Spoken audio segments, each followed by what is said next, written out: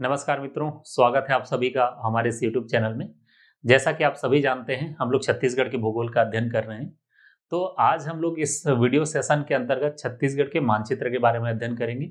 छत्तीसगढ़ के मानचित्र बोलने का मतलब है कि छत्तीसगढ़ के जिलों का हम संक्षेप में अध्ययन करेंगे कि कौन सा जिला छत्तीसगढ़ के कहाँ स्थित है, क्योंकि ये जानना हमारे लिए बेहद ही आवश्यक हो जाता है। क्योंकि इसके बगैर यदि हम छत्तीसगढ़ के भूगोल को पढ़ेंगे तो ठीक तरीके से हम इसको पढ़ ही नहीं पाएंगे।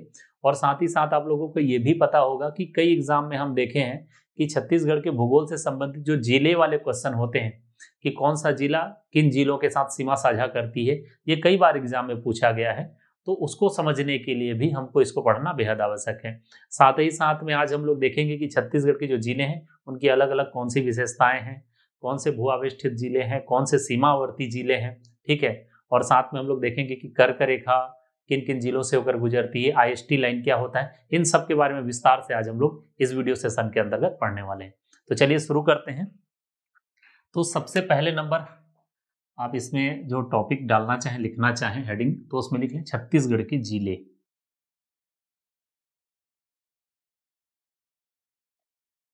और इसमें आज हम लोग छत्तीसगढ़ के जिलों के बारे में मैप के माध्यम से समझेंगे, जो कि बहुत ही आसान हो जाता है।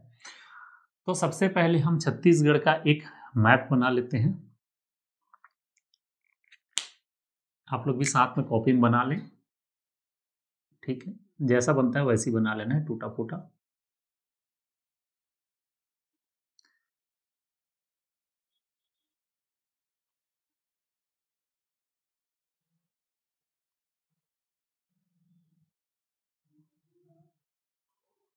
इस तरीके से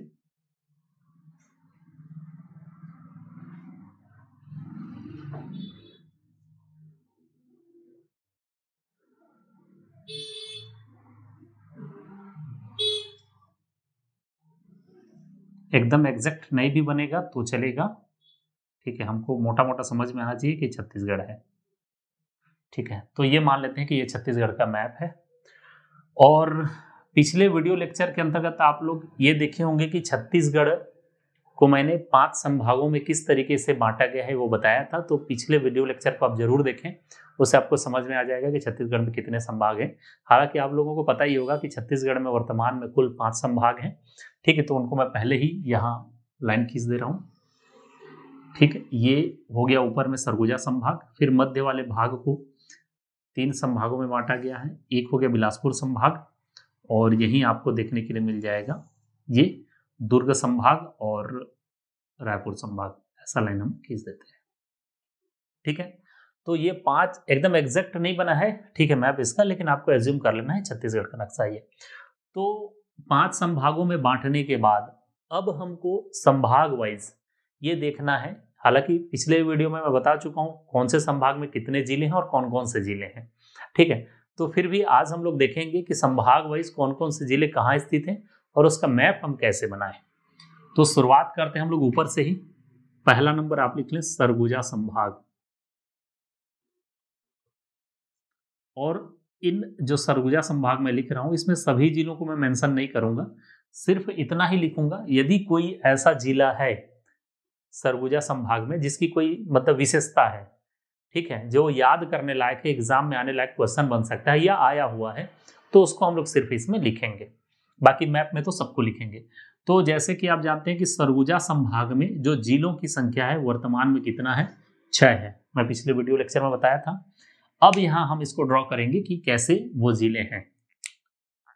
तो सबसे पहले हम एक लाइन यहां खींचेंगे इस तरीके से, एक दूसरा लाइन यहां खींच लेंगे आप लोग इस तरीके से। 2 लाइन हो गई, एकदम सीधा सीधा लाइन खींचना है।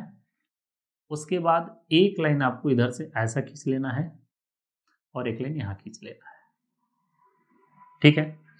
तो ये जो अभी मैं लाइन खींचा हूं, जो अभी वर्तमान में नया जिला बना है मनेन्द्रगढ़, चिरमिरी और भरतपुर, उसको छोड़ के खींचा हूं, तो उसको हम यहां से एक लाइन छोटा सा खींच के यहां ऐसे खींच लेंगे।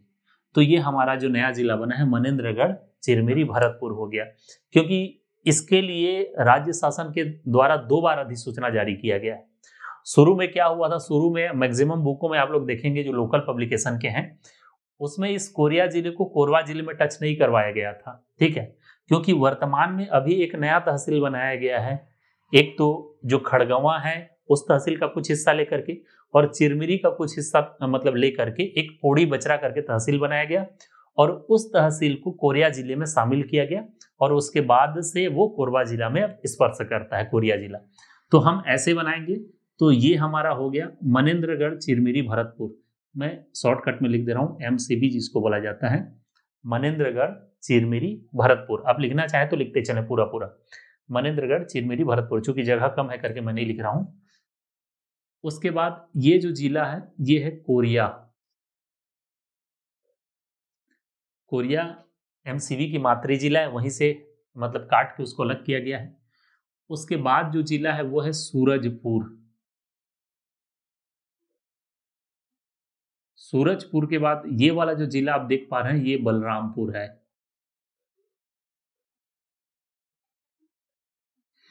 बीच में जो जिला है वो सरगुजा जिला है, और इधर लास्ट में जो जिला है वो जसपुर है। तो ये 6 जिले हो गए। इसी के आधार पे सीधा सीधा लाइन खींच के आपको मैप बनाना है, और ये जो मैप मैं बना रहा हूं कम से कम आपको 5 से 10 बार बनाना है, उसी से आपका याद होगा। एक बार देखने से याद नहीं होगा, बार बार आप इसको ड्रॉ करेंगे तभी वो याद होगा, ठीक है। एक तो इससे लोकेशन पता चल जाएगा, इसका एक फायदा ये है। दूसरा फायदा ये है कि कौन सा जिला किस जिले से सीमा साझा करती है वो भी पता चल जाएगा। अब ये हो गया सरगुजा संभाग के जिले, टोटल जिलों की संख्या 6 होगी। अब इनमें एक जिला के बारे में आपको याद रखना है, 2 जिले के बारे में याद रखना है। पहला नंबर आप लिख लेंगे मनेन्द्रगढ़, मनेन्द्रगढ़, चिरमिरी, भरतपुर। ये जो नया जिला बना है इसकी विशेषता है, इसलिए हम इसको लिख रहे हैं। तो इसकी क्या विशेषता है? इसकी विशेषता ये है कि ये जो जिला है ये सबसे छोटा जिला है। क्षेत्रफल के आधार पे आप ध्यान रखेंगे, मैं यहां लिख दे रहा हूं, एरिया लिख दिया मैं, एरिया वाइज, यानी कि क्षेत्रफल के आधार पे वर्तमान में जो छत्तीसगढ़ में 33 जिले हैं अस्तित्व में, उनमें से यदि क्षेत्रफल के आधार पे सबसे छोटे जिले की बात करें तो मनेन्द्रगढ़, चिरमिरी, भरतपुर यानी कि MCB सबसे छोटा जिला है। दूसरा नंबर, इस पे आपको एक दूसरा जिला और याद रखना है, बलरामपुर। ये जो बलरामपुर जिला है इसकी विशेषता क्या है? इसकी विशेषता ये है कि ये जो जिला है सर्वाधिक अंतरराज्यीय सीमा वाला जिला है। तो इसके अंतर्गत आप याद रखेंगे सर्वाधिक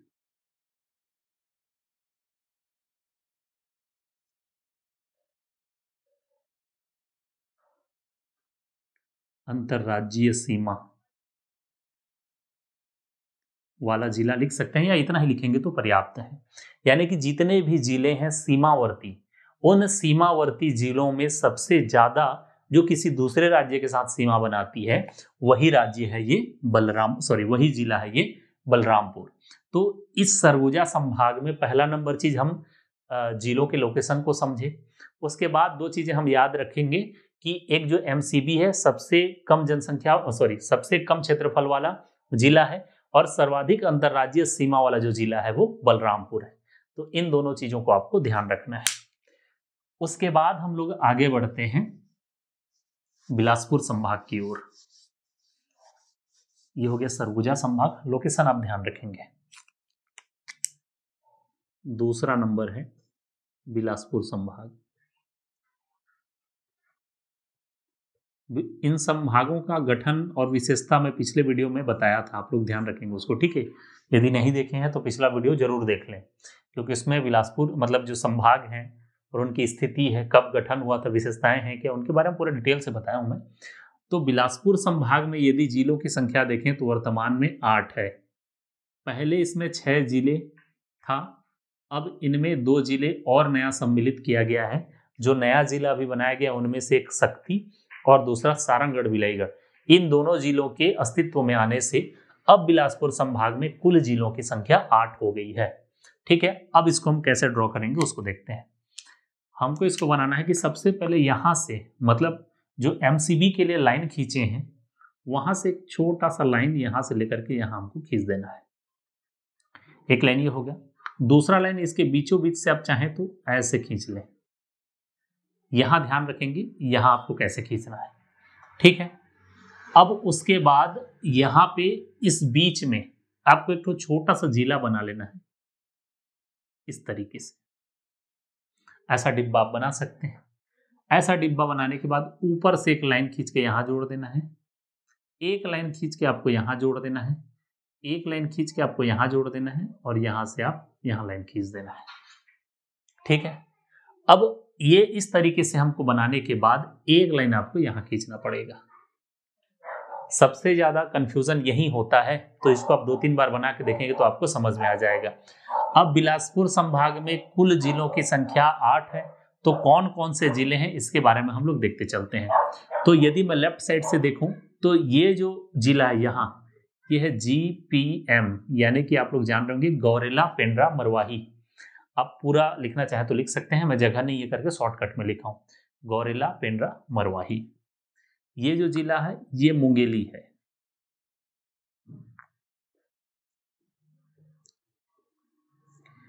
ये जो जिला है ये बिलासपुर है, BSP लिख दे रहा हूं मैं, ठीक। ये जो बड़ा सा डिब्बा दिख रहा है ये कोरबा जिला है।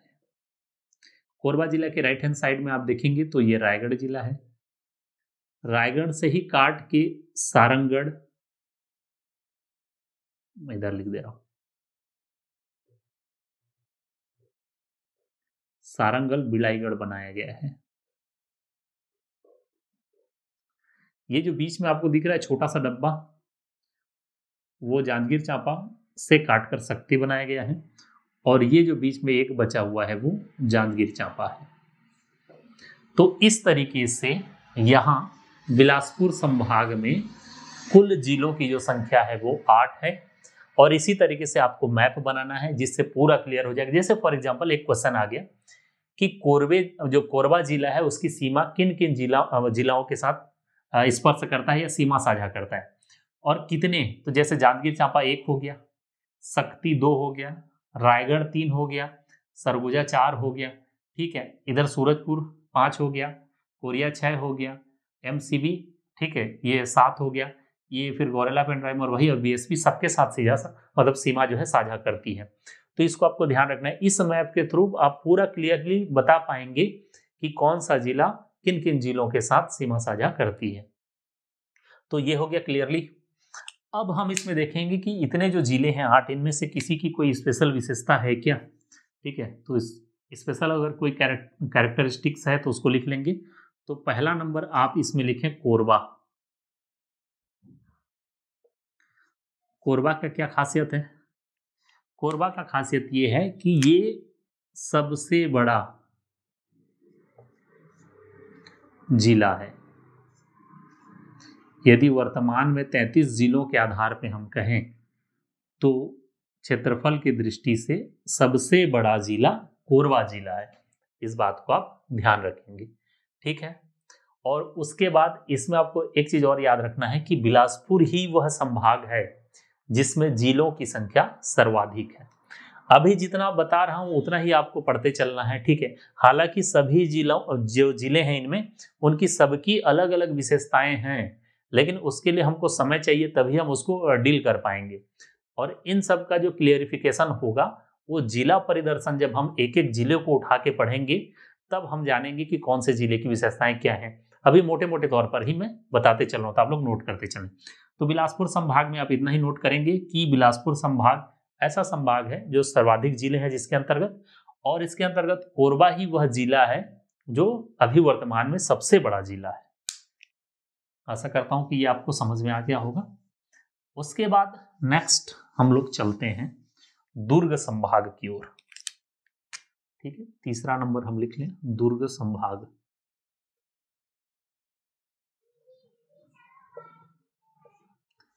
दुर्ग संभाग की बात करें तो इनमें जिलों की संख्या नए जिले बनने से अब हो गई है 7।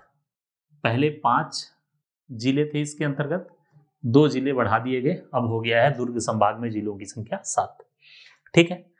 अब देखिए यहाँ हम किस तरीके से इसको करेंगे, बनाएंगे। सबसे पहले तो आपको बीचों बीच एक लाइन खींच लेना है।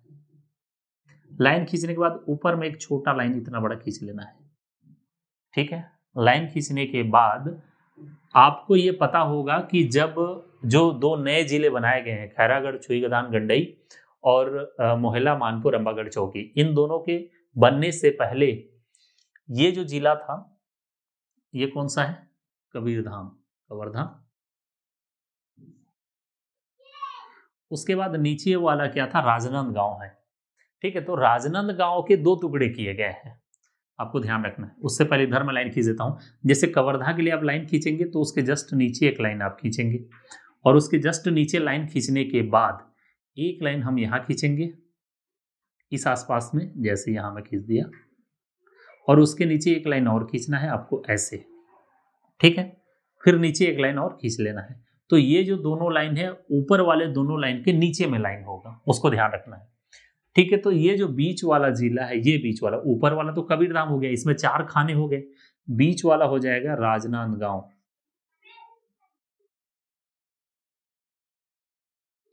और यहां वाला जो जिला है ये वाला राजनांदगांव के जस्ट ऊपर और कबीरधाम के जस्ट नीचे, तो वो है खैरागढ़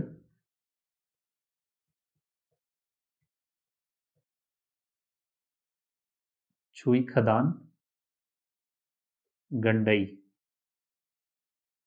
और राजनांदगांव को जो नीचे है वो जो जिला है वो है मोहला मानपुर अंबागढ़ चौकी। तो इसको आप शॉर्टकट में लिखना चाहें तो खैरागढ़ छुई खदान गंडई को, क्योंकि इधर बाद में मुझे मिटाना पड़ेगा, तो मैं उसको लिख देता हूं खैरागढ़ छुई खदान गंडई KCG, ठीक है। मोहला मानपुर अंबागढ़ चौकी को मैं लिख दे रहा हूं मोहला मानपुर अंबागढ़ चौकी MMA। बाकी ये राजनांदगांव है, ये कबीरधाम है, इसको मैं के लिख दे रहा हूं अभी फिलहाल, इसको के भी लिख दे रहा हूं कबीरधाम, और इसको RJ लिख दे रहा हूं, जिससे मोटा मोटा अंदाजा हो जाएगा कि राजनांदगांव है और कबीरधाम है। उसके बाद राइट हैंड साइड में देखेंगे 4 जिले हो गए दुर्ग संभाग के। ऊपर में है बेमेतरा, ये बेमेतरा है, बीच में है दुर्ग और नीचे में है बालोद। तो इसको आपको ट्रिक से याद करना है, कई लोग अलग अलग ट्रिक बनाते हैं। जैसे बेमेतरा में ज्यादा लेटर है, 4 अक्षरों का बना है तो वो बड़ा है तो ऊपर होगा, ठीक है। दुर्ग तो बीच में ही रहता है। बालोद, क्योंकि बालोद और बेमेतरा में जनरली कंफ्यूजन होता है, तो बालोद छोटा है, कम अक्षर है उसमें तो नीचे। तो इस तरीके से अलग अलग कई ट्रिक बना के याद किया जाता है। तो आपको जैसा सुविधाजनक लगेगा आप याद कर लेंगे, या तो फिर आपको 2 3 4 5 बार इसको बना लेंगे तो ऑटोमेटिकली याद हो जाएगा, मैं पहले ही बता चुका हूं। उसके बाद आगे हम क्या करेंगे, आगे हम यहां से लाइन खींचेंगे सीधा सीधा इसके ऊपर में, यहां ऐसे सारंगगढ़ को स्पर्श कराते हुए, सारंगगढ़ बिलाईपुर को स्पर्श कराते हुए दुर्ग के ऊपर में, ठीक है। सेम एज इट इज यहां से एक और लाइन ऐसे खींचेंगे यहां, फिर से इस लाइन के ऊपर वाले हिस्से में, ठीक है। ये आप लोगों को समझ में आ गया होगा।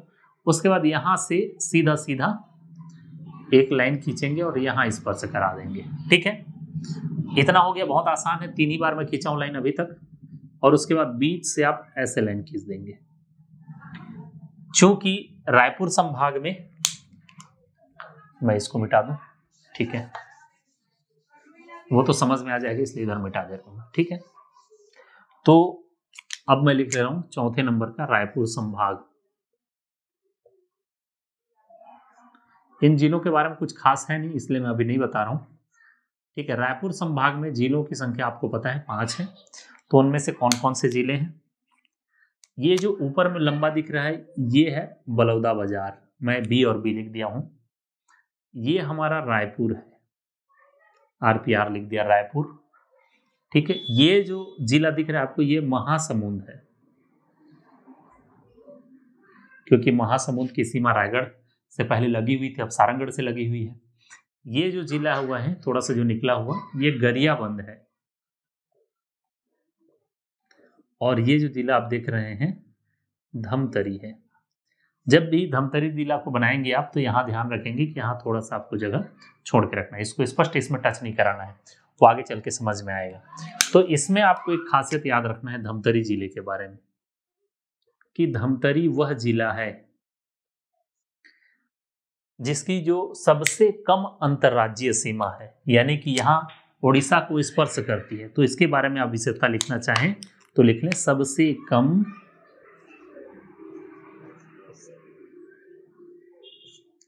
अंतर्राज्यीय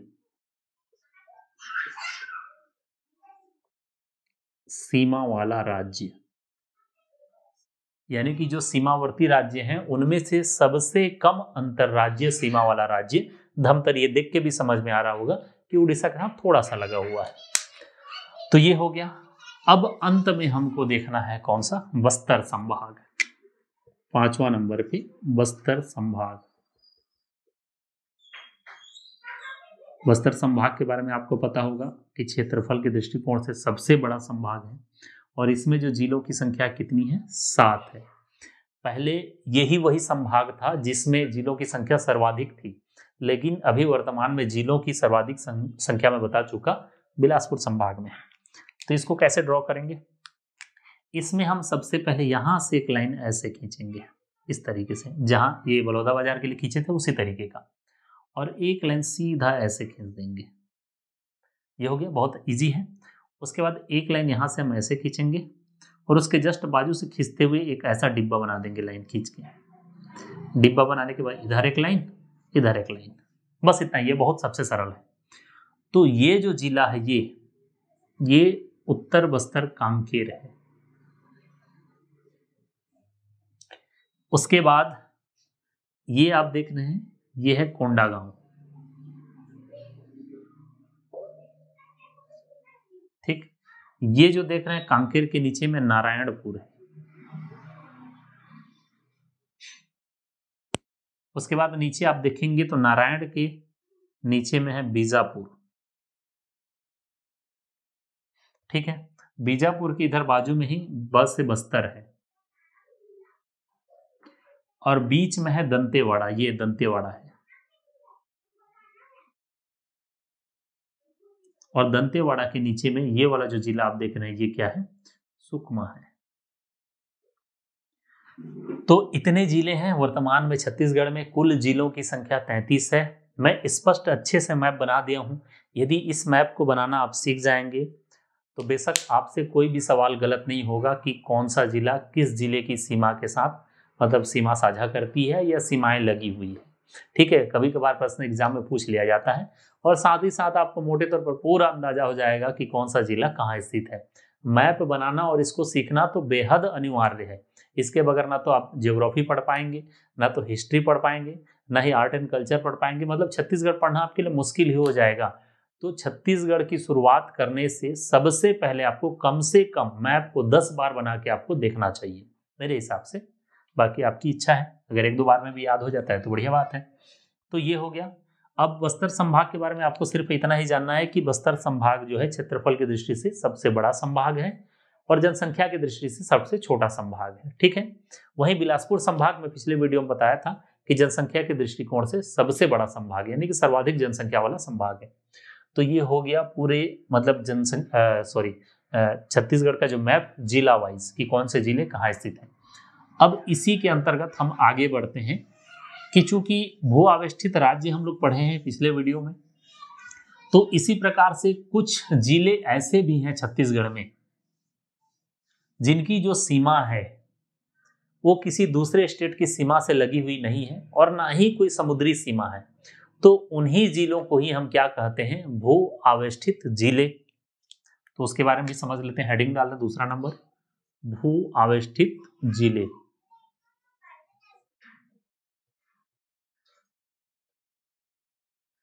भू आवेष्टित जिले या स्थल रुद्ध जिले, ठीक है, इसको लिख सकते हैं। स्थल रुद्ध भी बोला जाता है और इंग्लिश में लिखना चाहें तो लैंड लॉक्ड भी बोला जाता है, लैंड लॉक्ड डिस्ट्रिक्ट्स। तो कौन कौन से ऐसे जिले हैं, खैर इनके लिए कंडीशन तो आपको पता ही होगा। पहला ना तो अंतर्राज्यीय,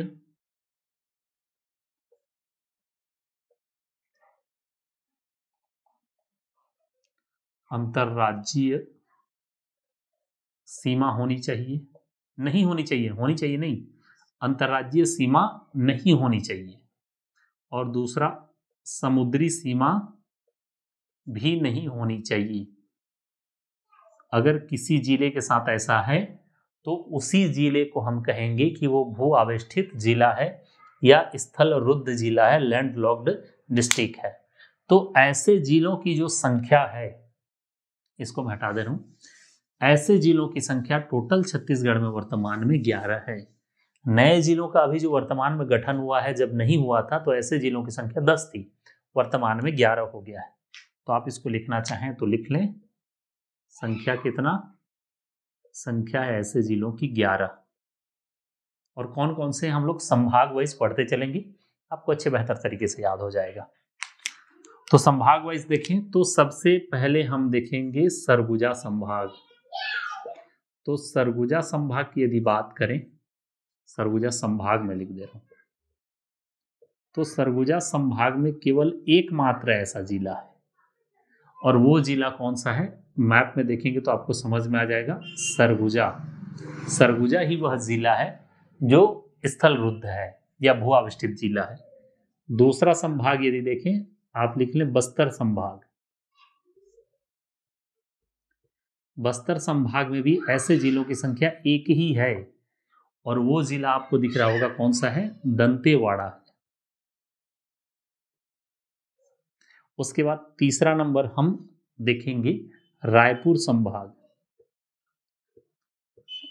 रायपुर संभाग में ऐसे जिलों की संख्या केवल 2 है।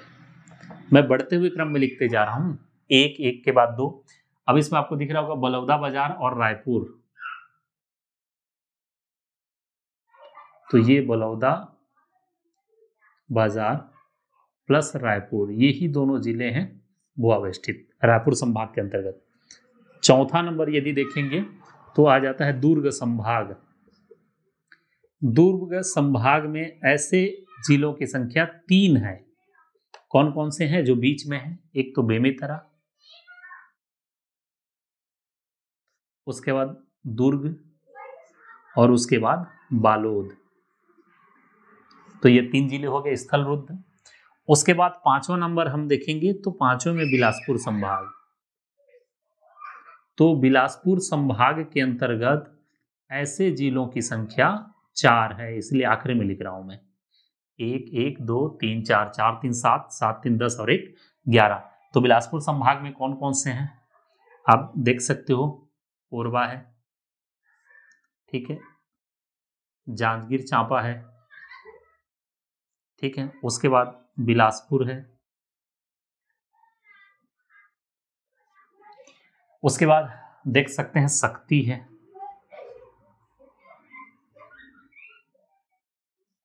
तो ये 4 जिले हैं, बिलासपुर है, कोरबा है, बिलासपुर है, जांजगीर चांपा है, सक्ती है। ये चारों ही ऐसे जिले हैं बिलासपुर संभाग में जो क्या है, स्थल रुद्ध हैं या लैंड लॉक्ड हैं।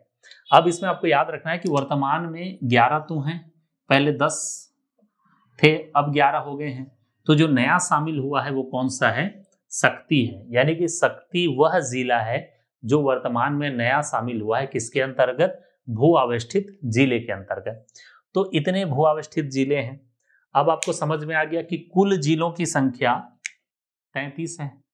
तो 33 जिलों में से 11 जिले जब भू आवेष्टित हैं तो बचे कितने, 22। यानी कि 22 जिले ऐसे हैं जो कैसे हैं, सीमावर्ती हैं। यानी कि बोलने का मतलब यह है किसी न किसी राज्य के साथ वो सीमा बनाते हैं। ठीक है, ये तो कॉमन सेंस वाली बात है। चलिए आगे बढ़ते हैं। तो इनको आप याद रखेंगे, एग्जाम में कई बार पूछा गया है कि कौन कौन से जिले हैं जो भू आवेष्टित हैं। तो ये समझने के बाद आगे हम समझते हैं कि जितने भी सीमावर्ती जो जिले हैं, उन सीमावर्ती जिलों के साथ कौन कौन से राज्य हैं जो सीमा बनाते हैं। ठीक है, यानी कि हेडिंग हम डाल लेंगे सीमावर्ती राज्य। तीसरा नंबर आप लिख लें, सीमावर्ती राज्य।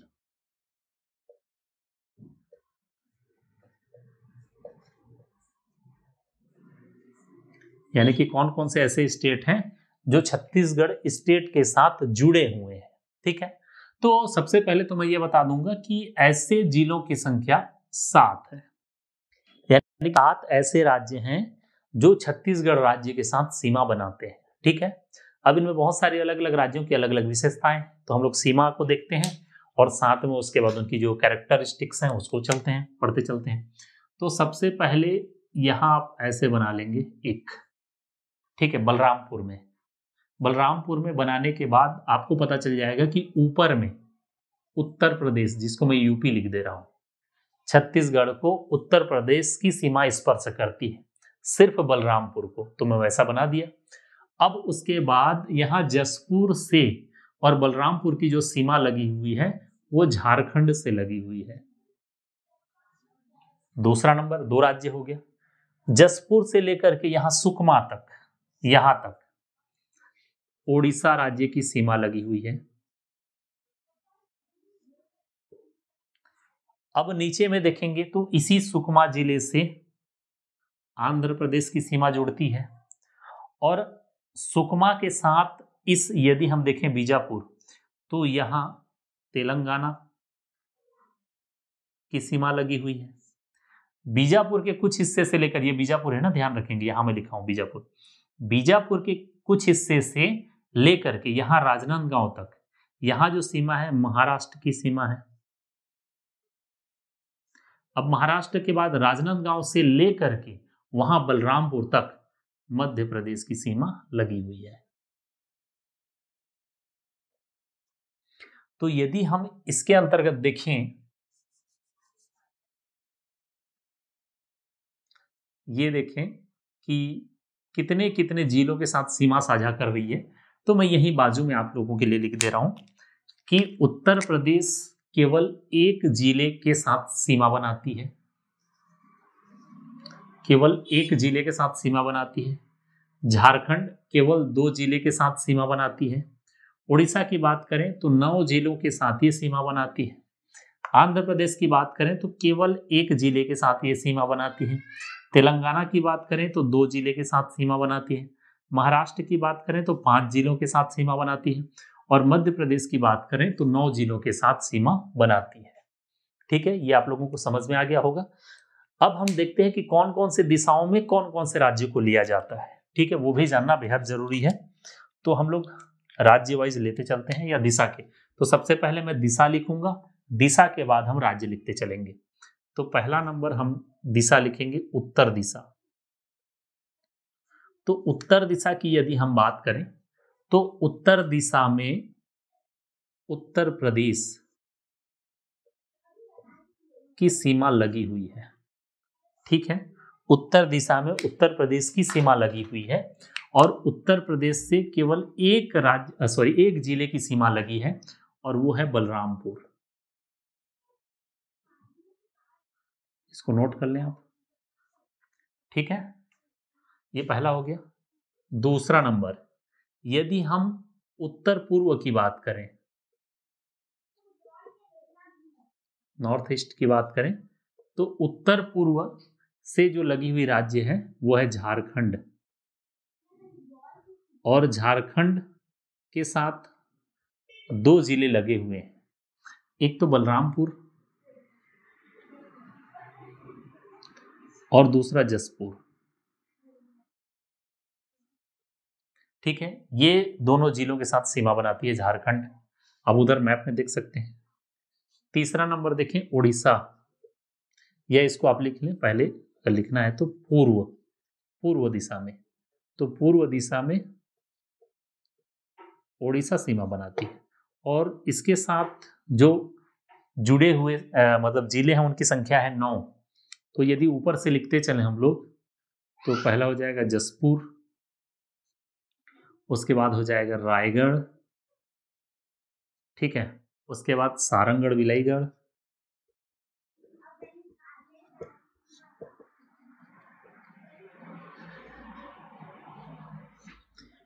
उसके बाद है महासमुंद,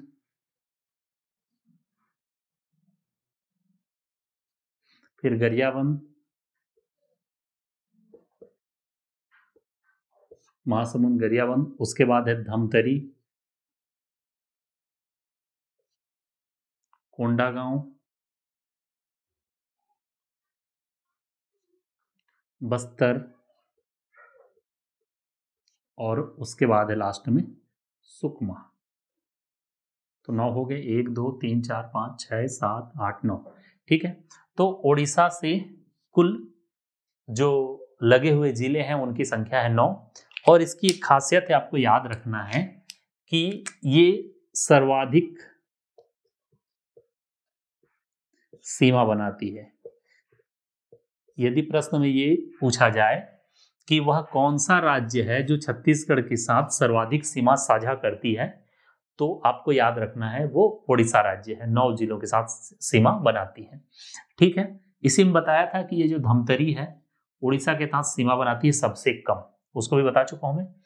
आगे उसके बाद हम नीचे देखें दक्षिण में, चौथे नंबर पे आपको याद रखना है, यदि दक्षिण दिशा की बात करें तो तेलंगाना भी दक्षिण में है, आंध्र प्रदेश भी दक्षिण में है। ठीक है, इसको दक्षिण पश्चिम नहीं लेना है, दक्षिण पश्चिम में ये है महाराष्ट्र लिया जाता है। ठीक है, तो दक्षिण में आप लिख लें, पहला नंबर है आंध्र प्रदेश,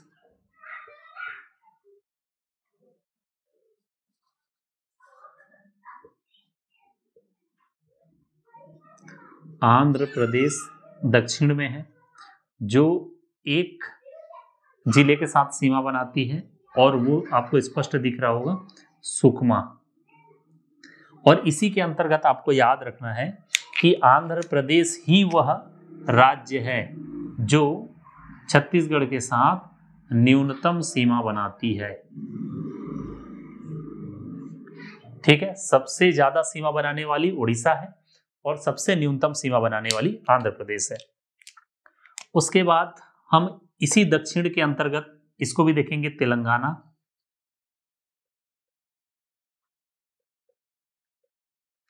तेलंगाना की बात करें तो तेलंगाना दो राज्यों के साथ, दो जिलों के साथ सीमा बनाती है, एक तो सुकमा और दूसरा है बीजापुर। ये दोनों जिलों के साथ सीमा बनाती है, लेकिन याद रखना दक्षिण में। ठीक है, उसके बाद ये हो जाने के बाद आगे दो आपको राज्य और दिख रहे हैं, तो मैं ऊपर इनको मिटा के लिख दे रहा हूं, आप लोग नोट कर लिए होंगे। ठीक है, तो आपको अब याद रखना है कौन सा, महाराष्ट्र।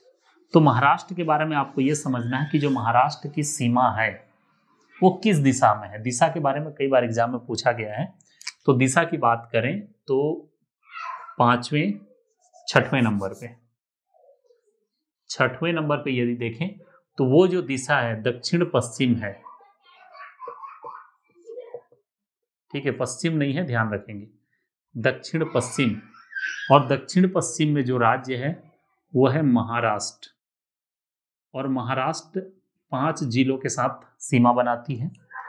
और कौन कौन से हैं वो, एक तो है बीजापुर, ठीक है, उसके बाद आपको दिख रहा होगा यहां से यह है नारायणपुर, नारायणपुर के बाद जस्ट ऊपर में कांकेर,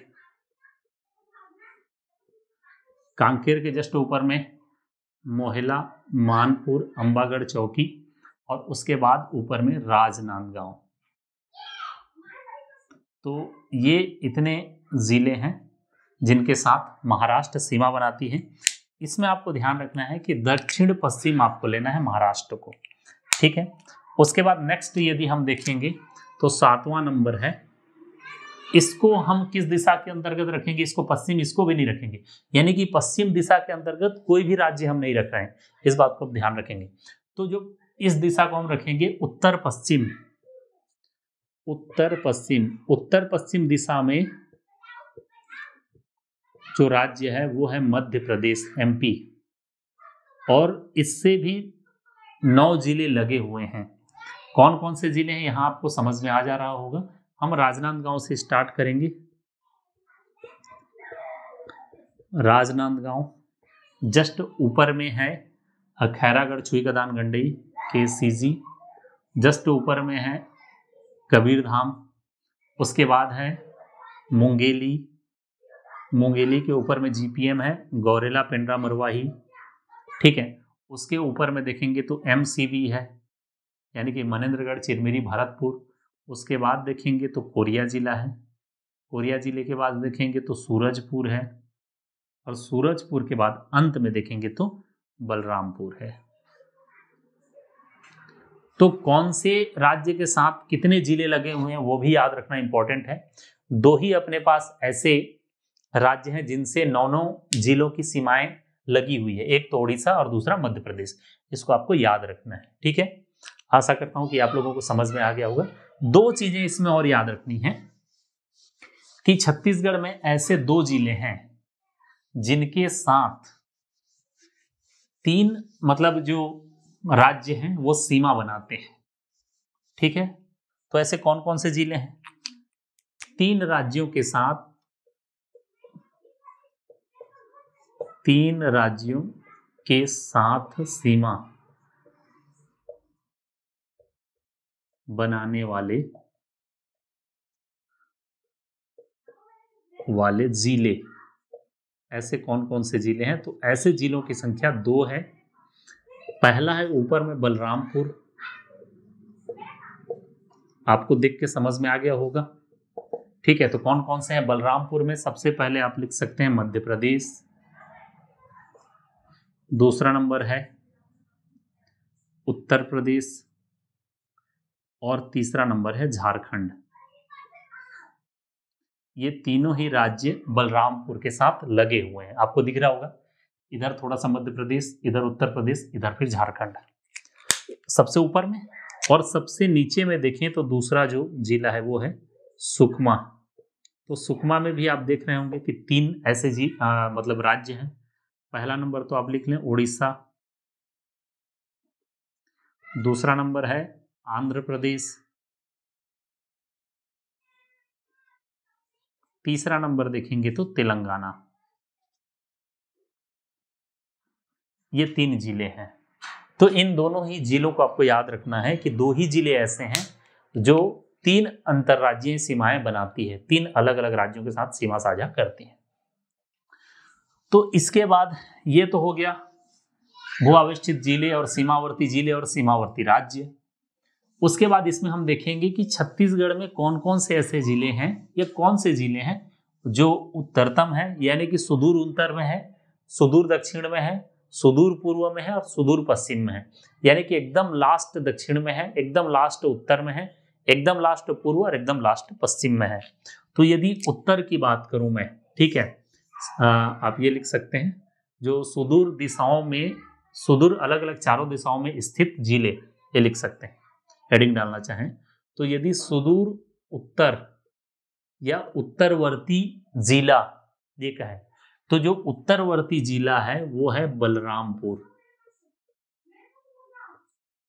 बलरामपुर, यानी कि यदि अक्षांशीय विस्तार देखें तो बलरामपुर का जो अक्षांशीय विस्तार है एकदम उत्तर में, उत्तरी अक्षांश में है। यहां आप देख पा रहे होंगे ऊपर में, ठीक है, जो 24 डिग्री मैं बताया था ये, यानी कि ये 24 डिग्री 5 मिनट है ऊपर में। तो बलरामपुर ये तो जिला हो गया।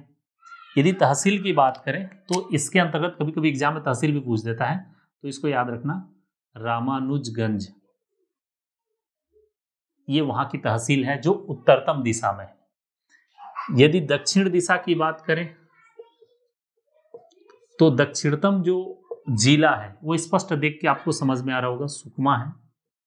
और इसके अंतर्गत ये कितना है, अक्षांशीय विस्तार देखेंगे तो इसका अक्षांशीय विस्तार है 17 डिग्री 24 मिनट, जो पहले वीडियो लेक्चर में हम लोग पढ़े हैं। और सुकमा जिला, और यदि तहसील की बात करें तो तहसील है कोंटा, इसको भी आप याद रखेंगे। उसके बाद यदि मैं सुदूर पूर्व जिले की बात करूं मैं, ठीक है, एकदम पूर्व में लास्ट में कौन सा है, तो आपको ध्यान रखना है कि एकदम पूर्व में जो जिला है वो जिला है, यहां मैं लाइन खींच दे रहा हूं, जसपुर, यहां आपको दिख रहा होगा।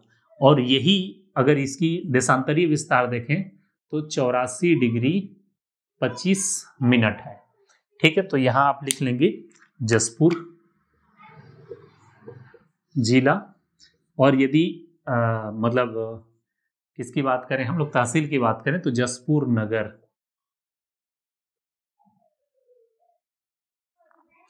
और चौथा नंबर देखें पश्चिमी, सुदूर पश्चिमी या पश्चिम में जो जिला स्थित है वो जिला है, यहाँ आपको दिखेगा बीजापुर। हालांकि मतलब मैप में उतने अच्छे तरीके से नहीं बन पाया है। और इसका जो देशांतरीय विस्तार देखेंगे तो मैं बताया था 80° और 15 मिनट। ठीक है, तो यदि इसके जिले की बात करें तो सुदूर जो पश्चिमी जिला है वो है बीजापुर। एग्जाम में पूछा जाता है, याद रखना, बीजापुर। और यदि तहसील की बात करें तो भोपालपट्टनम। तो इतने आंकड़े आपको याद रखने होंगे। सुदूर उत्तरी जिले कौन से हैं, सुदूर दक्षिणी कौन से हैं, सुदूर पूर्वी कौन से हैं और सुदूर पश्चिमी कौन से हैं। और मजे की बात यह है कि सब एक दूसरे से लगे हुए हैं। जैसे सुदूर उत्तरी और सुदूर पूर्वी दोनों लगा हुआ है, बलरामपुर और कौन सा, ये जसपुर नगर। यदि उसी में हम सुदूर दक्षिणी और पश्चिमी की बात करें तो ये सुकमा और ये बीजापुर, ये भी लगा हुआ है। ठीक है, तो इस बात को आप लोग ध्यान रखें और याद रखने की कोशिश करें, क्योंकि एग्जाम में कई बार पूछा गया है। अब उसके बाद हम आगे बढ़ेंगे कि छत्तीसगढ़ से होकर के जो कर्क रेखा गुजरती है, लाइन ऑफ कैंसर, वो कहां से गुजरती है, किन किन जिलों से होकर गुजरती है।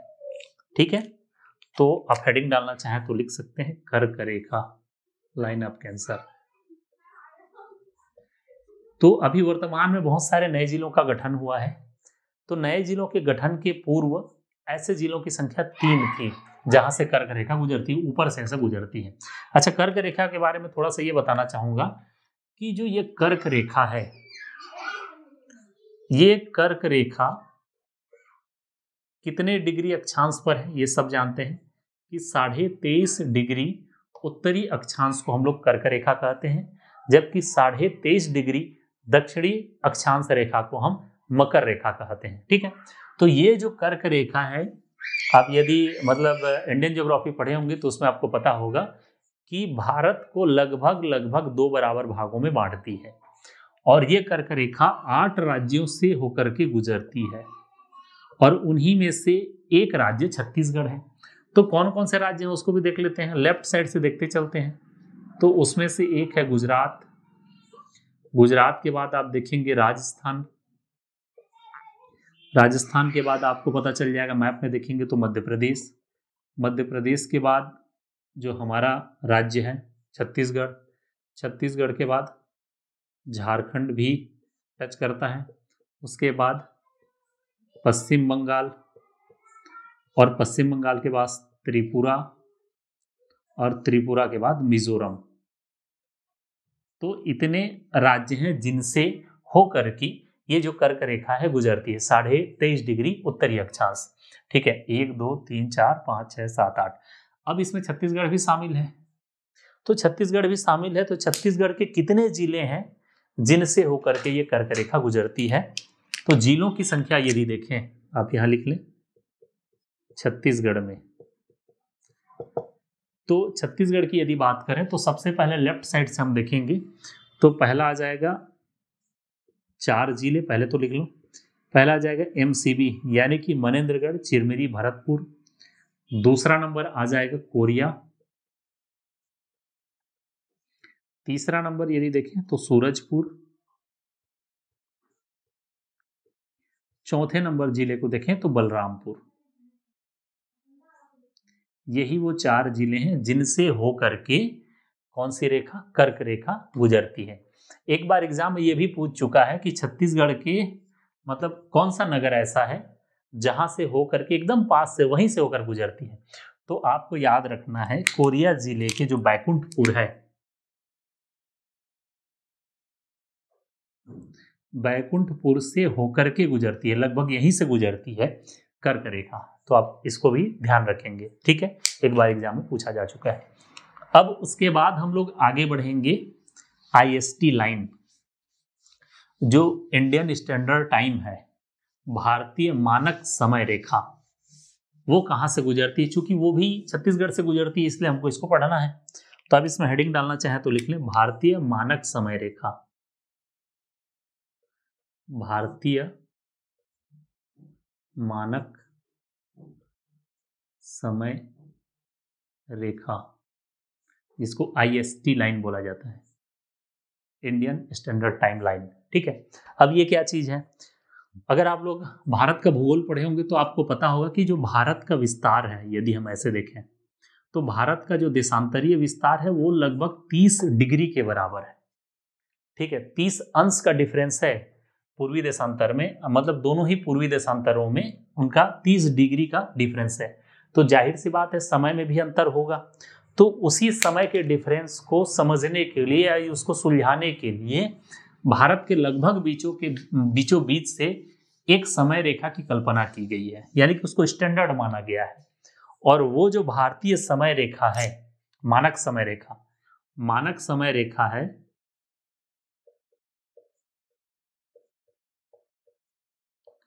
उसे माना गया है 82.5 डिग्री पूर्वी देशांतर को।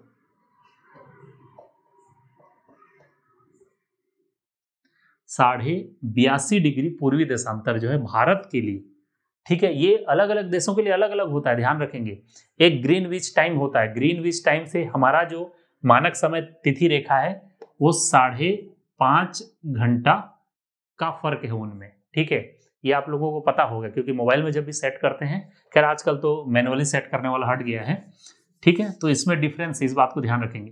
तो 82.5 डिग्री पूर्वी देशांतर ही भारत की मानक समय रेखा है और ये छत्तीसगढ़ से होकर गुजरती है। और इससे एक प्रश्न ये भी आता है, मतलब नेशनल लेवल पर जब इंडियन ज्योग्राफी आप पढ़ेंगे तो ये मतलब उत्तर प्रदेश के कहाँ से होकर के गुजरती है, तो उत्तर प्रदेश के मिर्जापुर से होकर के गुजरती है। और कई बुकों में दिया रहता है कि नैनी से होकर गुजरती है, इलाहाबाद के नैनी या उत्तरपुर के मिर्जापुर, ये दोनों ही कभी कभी आ जाते हैं एग्जाम में, आप ध्यान रखेंगे। तो ये छत्तीसगढ़ से भी होकर गुजरती है और साथ में ये 5 राज्यों से होकर गुजरती है, उसको भी देख लेते हैं 5 राज्य कौन कौन से हैं। तो उन 5 राज्यों में छत्तीसगढ़ भी शामिल है। तो सबसे पहले लिख लें आप यूपी, ठीक है, दूसरा नंबर पे आएगा मध्य प्रदेश, ठीक है, तीसरे नंबर पे झारखंड, सॉरी झारखंड नहीं है, तीसरे नंबर पे आप लिख लें छत्तीसगढ़, चौथे नंबर पे आपको लिखना है आंध्र प्रदेश और 5वें नंबर पे आपको लिख लेना है ओडिशा। तो ये 5 जो राज्य हैं, इन्हीं राज्यों से होकर के गुजरती है भारतीय मानक समय रेखा। अब भारतीय मानक समय रेखा चूंकि छत्तीसगढ़ से भी होकर के गुजरती है तो जाहिर सी बात है ये अलग अलग जिलों से होकर गुजरेगी। तो ऐसे जिलों की संख्या कितनी है, तो छत्तीसगढ़ में भारतीय मानक समय रेखा जो गुजरती है, ऐसे जिलों की कुल संख्या है 7 जिले हैं। कौन कौन से जिले हैं उनके बारे में थोड़ा सा हम लोग पढ़ लेते हैं। पहला नंबर, ऊपर से ऐसा गुजरती है, वो कर्क रेखा इस तरीके से गुजरती है। यदि कर्क रेखा देखें तो कर्क रेखा MCB से, मतलब इस तरीके, हालांकि मैप में लाइन खींचा हूं तो आपको समझ में नहीं आएगा, लेकिन ऐसे कर्क रेखा ऐसे गुजरती है, जबकि IST लाइन इस तरीके से गुजरती है। तो इसमें जिलों को, क्योंकि ये अपने हिसाब से बनाए इसलिए उस आधार पर बनेगा ही नहीं, हमको याद बस रखना है ऊपर से नीचे। तो सबसे पहले आप याद रखें सूरजपुर, दूसरा नंबर पे याद रखें कोरिया, सूरजपुर और कोरिया से होकर के गुजरती है मनेन्द्रगढ़ को, सॉरी मनेन्द्रगढ़ चिरमिट भरतपुर को स्पर्श नहीं करता। उसके बाद आ जाता है कोरबा और जांजगीर चांपा में,